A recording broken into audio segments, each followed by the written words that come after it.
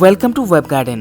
আজকের ভিডিওতে আমি আপনাদেরকে 4 রকমের শীতের সবজি টমেটো, বেগুন, ব্রকলি এবং বাঁধাকপির মাটি তৈরি ও পটিং থেকে শুরু করে 1 মাসের আপডেটেড ভিডিও দেখাবো।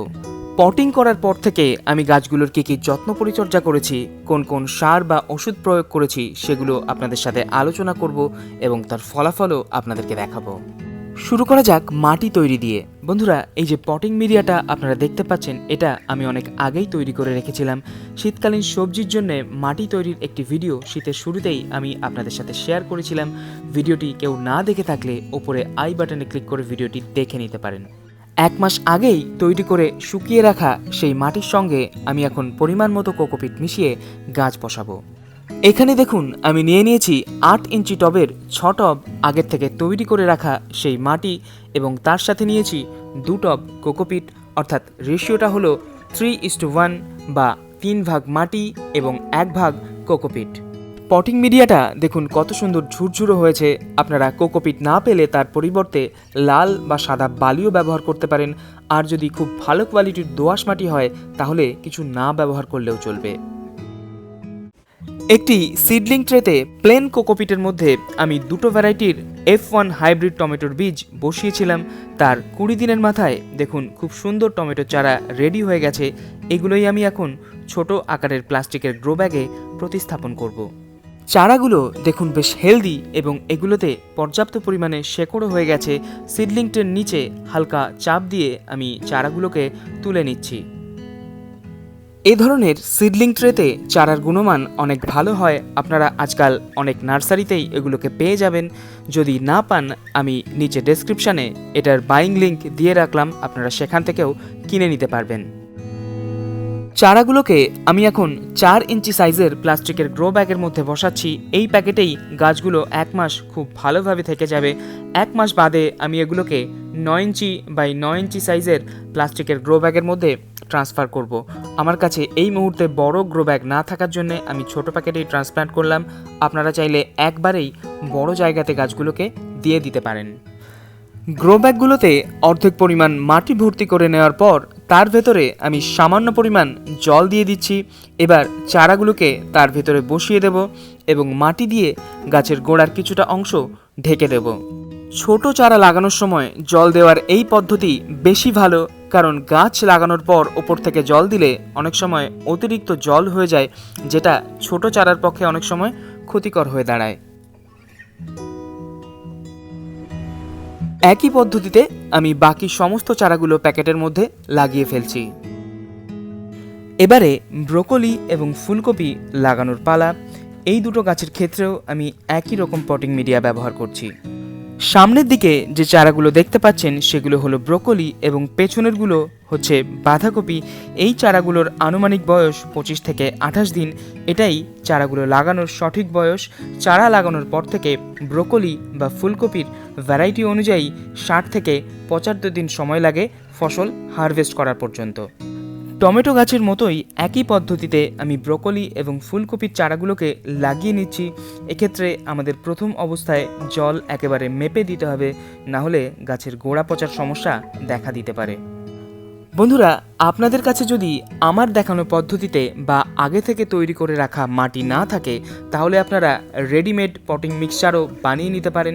এর জন্যে আপনাদের নিতে হবে 2 ভাগ প্লেন গার্ডেন সয়েল, 2 ভাগ যে কোনো রকমের কম্পোস্ট, সেটা ভার্মি কম্পোস্ট হতে পারে বা গোবর সারও হতে পারে, আর এর সাথে নিতে হবে 1 ভাগ কোকোপিট বা যে কোনো ধরনের বালি।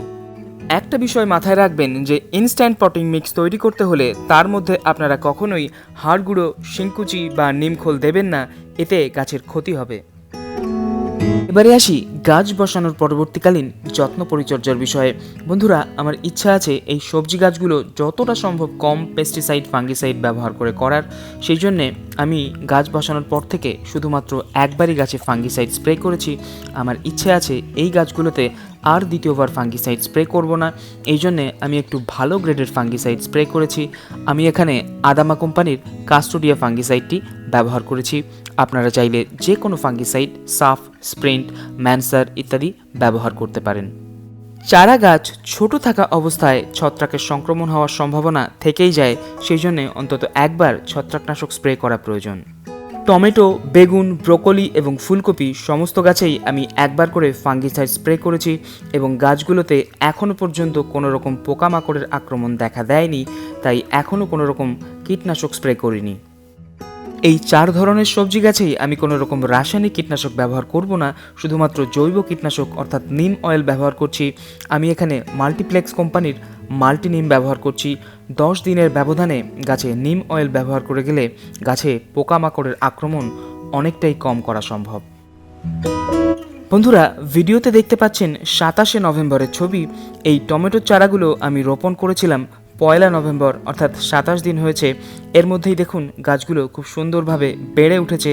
মাত্র 4 ইঞ্চি প্যাকেটে থাকলেও গাছগুলোর গ্রোথ কিন্তু এখনও বেশ ভালো।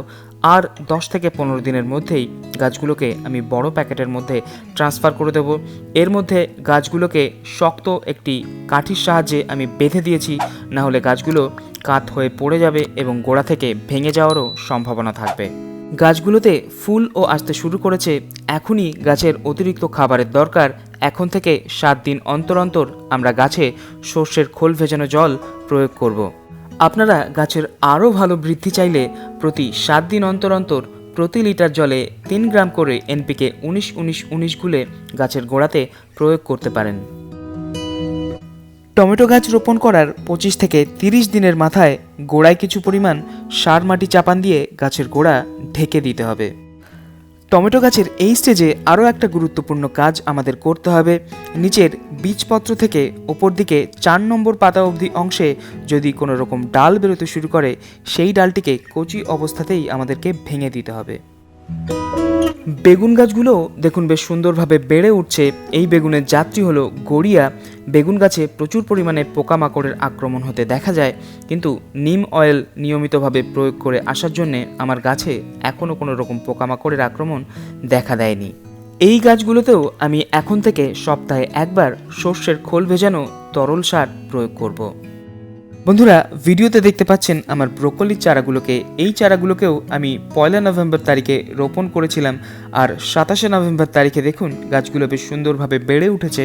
যদিও এতে রাসায়নিক সার প্রয়োগ করলে এতদিনে গাছের আরও ভালো বৃদ্ধি হতো, কিন্তু এই চারাগুলোকে আমি কোনো রকম রাসায়নিক সার ব্যবহার করছি না, শুধুমাত্র জৈব সারই ব্যবহার করছি। এর পাশেই দেখতে পাচ্ছেন ফুলকপির চারাগুলোকে। এই গাছগুলো বেশ সুন্দরভাবে বেড়ে উঠছে। গাছের এই স্টেজে গাছের প্রচুর পরিমাণে খাবার দরকার হবে। এই সপ্তাহ থেকে ব্রোকলি এবং ফুলকপির চারাগুলোকে আমি সপ্তাহে একবার করে সর্ষের খোলের তরল জৈব সার প্রয়োগ করব। সর্ষের খোলের তরল জৈব সার কীভাবে আপনারা তৈরি করবেন সে সংক্রান্ত একটি ভিডিও চ্যানেলে আমি আগেই দিয়ে রেখেছি। আপনারা চাইলে ওপরে ডান দিকে আই বাটনে ক্লিক করে ভিডিওটি দেখে নিতে পারেন। জিঙ্ক এবং বোরনের অভাবে ফুলকপি এবং ব্রোকলির গুণমান খারাপ হয়ে যায়। বিশেষ করে বোরনের ঘাটতি যদি থাকে তাহলে ফুলকপি এবং ব্রোকলির কাণ্ডের মাঝের অংশটি ফাঁপা হয় এবং ফসল লো কোয়ালিটির হয়। জিঙ্ক এবং বোরনের ঘাটতি পূরণ করার জন্য 15 দিন অন্তর লিটারে 2 গ্রাম করে অ্যাগ্রোমিন ম্যাক্স এবং 2 গ্রাম 20% বোরন মিশিয়ে স্প্রে করে দিতে হবে। ফুলকপি, বাঁধাকপি এবং ব্রোকলিতে বেশি পরিমাণ বোরনের চাহিদা থাকে, সেই জন্যে অ্যাগ্রোমিন ম্যাক্সে বোরন থাকা সত্ত্বেও আমাদেরকে আলাদা করে বোরন স্প্রে করা প্রয়োজন। বন্ধুরা, খুব তাড়াতাড়ি এই গাছগুলোর এর পরবর্তীকালীন যত্ন পরিচর্যা সংক্রান্ত ভিডিও নিয়ে আপনাদের সামনে উপস্থিত হব।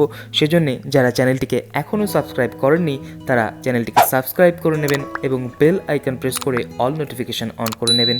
এতে নতুন আপলোড করা ভিডিও নোটিফিকেশন সরাসরি আপনার কাছে পৌঁছে যাবে। আশা করি আজকের ভিডিওর মাধ্যমে কিছু দরকারি তথ্য আপনাদের সামনে তুলে ধরতে পেরেছি। ভিডিওটি যদি ইনফরমেটিভ মনে হয় এবং ভালো লেগে থাকে তাহলে অবশ্যই ভিডিওটিকে একটা লাইক করে আমাকে উৎসাহ প্রদান করবেন এবং কমেন্ট করে আপনাদের মূল্যবান মতামত জানাবেন। আজকের এপিসোড এখানেই শেষ করছি। আবার দেখা হচ্ছে পরবর্তী ভিডিওতে। সবাই খুব ভালো থাকবেন। আপনাদের দিনটি শুভ হোক।